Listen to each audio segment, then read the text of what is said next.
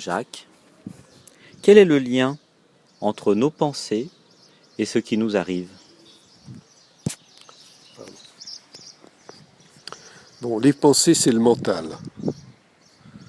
Ce qui nous arrive est la résultante de ce que nous avons semé. Autrement dit, mental négatif égale réaction négative de l'esprit. Mental positif, réaction positive de l'esprit.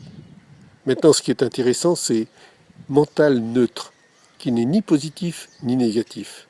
Le mental neutre va pouvoir être habité sans avoir de dette, d'amende, de taxes à payer, c'est-à-dire de dettes karmiques, d'amendes karmiques, de taxes, etc., de redevances si vous aimez mieux.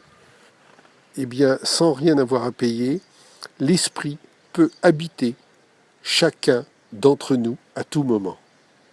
Cependant, l'esprit ne peut pas habiter avec la même intensité et la même clarté un être très peu spirituel, on va dire la maternelle, voire la préparatoire à la maternelle d'un être très peu donc spirituel, puisqu'il sera en préparatoire ou en maternelle, avec la spiritualité d'un être qui aura déjà retrouvé ses facultés, donc qui est en faculté comme à l'école, ou qui sera à l'université, autrement dit à la cité de l'univers, encore une fois comme à l'école. Il est certain que l'esprit de l'un n'est pas au même niveau que l'esprit de l'autre. Cependant, l'esprit peut habiter tout le monde.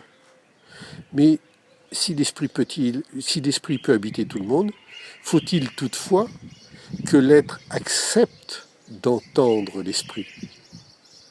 Or, je vous le dis, personne n'est laissé pour compte, personne n'est abandonné. Mais la majorité des êtres sur Terre ne veulent pas entendre. Entendre, c'est recevoir un signe.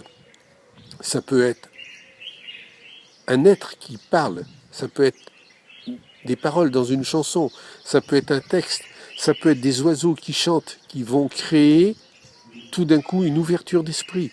Ça peut être une chose, un objet, une chose matérielle que l'on trouve belle, qui crée une ouverture d'esprit. Et à ce moment-là, l'esprit touchant l'être peut évoluer, quel que soit son niveau, mais il n'évoluera qu'un petit peu à son niveau. Parce que la compréhension, ok, c'est bien, mais ensuite faut-il intégrer ça?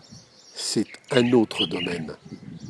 Et ensuite, après avoir intégré, faut-il être capable de mettre en application, ce qui est encore une autre étape. Donc vous voyez bien qu'on n'évolue pas parce qu'on le veut, mais parce que cela nous est donné, donc des prises de conscience, et qu'ensuite il va falloir faire le choix de mettre en application ces compréhensions, autrement dit intégrer, et l'application par elle-même. Et là, à l'intérieur de ces épreuves, l'on saura si l'on est perdant ou vainqueur. Et chaque fois que l'on est vainqueur, on monte d'un cran dans nos compréhensions de libération des conditionnements. Et ces fameux conditionnements nous permettent d'être malheureux, très généralement malheureux, alors que la liberté va nous permettre d'être de plus en plus heureux, sortir de l'illusion. Là aussi, ça doit être immensément approfondi avec une immense simplicité. Nous pouvons faire cela, ces explications très simples. Faut-il que cela soit demandé, et vous le demanderez quand vous serez prêt à les entendre.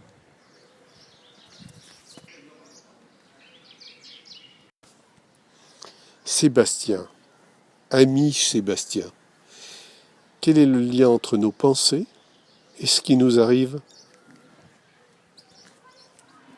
C'est très simple, Jacques.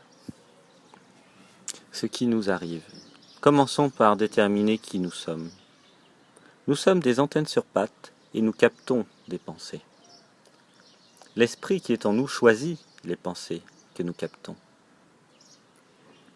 Choisissez des pensées positives et vous serez dans la construction. Choisissez des pensées négatives et vous serez dans la destruction. Tout notre univers, tout notre environnement, notre réalité est la résultante de nos pensées, du choix de nos pensées. Mais comme ces pensées ne nous appartiennent pas, comme ces pensées sont dans l'air, nous avons le choix de nos pensées. Choisissez les bonnes pensées. Ne laissez pas votre ego, vos conditionnements, choisir les pensées. Car en réalité, vous n'êtes pas vos pensées. Comprenez que vous n'êtes pas vos pensées, devenez libre et commencez par les choisir. Le lien entre nos pensées et ce qui nous arrive. Le premier aspect est que nous attirons nos pensées. Nos pensées agissent comme un aimant et se matérialisent si on les garde suffisamment longtemps à l'esprit. Beaucoup de livres parlent maintenant de la force de l'attraction.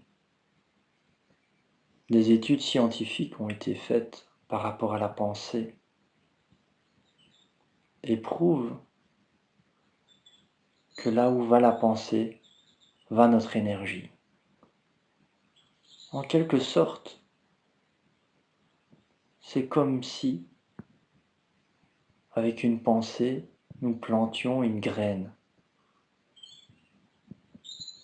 Et qu'en restant focalisés sur cette pensée, nous nourrissons cette graine. Beaucoup de personnes se poseront la question suivante en écoutant ces propos, en se disant « mais pourquoi est-ce que toutes ces choses que je désire ne se matérialisent pas dans ma vie à moi ?»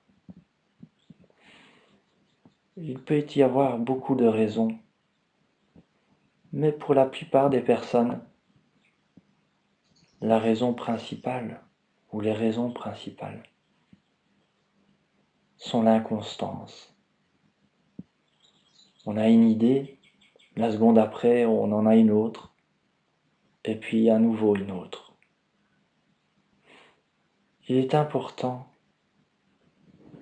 que nous choisissions nos pensées, car nous attirons nos pensées, nous les matérialisons.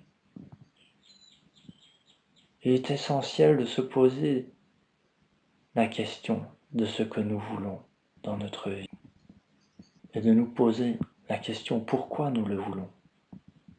Est-ce que c'est vraiment ce que nous voulons ? Qu'est-ce que cela va-t-il engendrer dans ma vie ? Quelles répercussions est-ce que ça va avoir ? Une fois que nous avons répondu à toutes ces questions et que nous avons